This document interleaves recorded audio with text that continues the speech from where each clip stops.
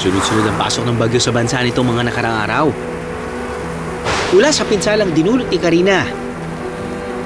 Dindo, hanggat sa hagupit ni Anteng. Nasinundan naman ni Ferdy. Maraming kababayan natin ang naapektuhan ng malakas na pagbagyo ng hangin at ulan. Grabe yung sunod-sunod na pag-ulan, mga kaahang. Hirap pa stranded. Mapapatanong ko na lang, bakit ba kasi may bagyo? Kaya, habang medyo naipit tayo sa bagyo, yan ang alamin natin sa Bucket List Bagyo Edition. Bucket List number 4.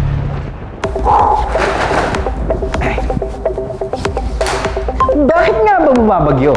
At paano natin ito na-detect? Nabubuo ang bagyo tuwing mainit ang tubig sa karagatan na dinadagdagan pa ng moisture.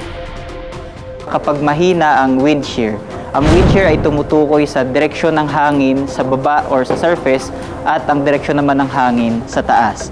At pangatlo, kapag sufficient po ang moisture sa kung saan nabubuo ang isang bagyo. Thanks to modern technology, nalalaman na ng mga eksperto tuwing may banta ng bagyo.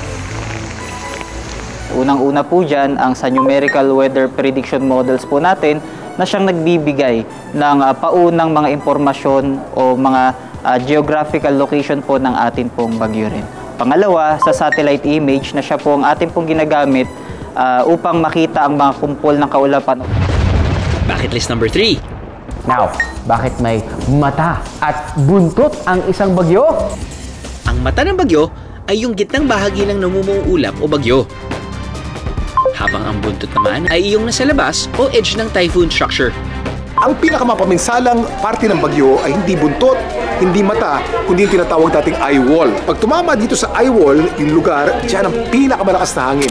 Pero, alam niyo ba na sa matang iyan ng bagyo ay ang kalmadong bahagi dahil dito raw hindi malakas ang hangin.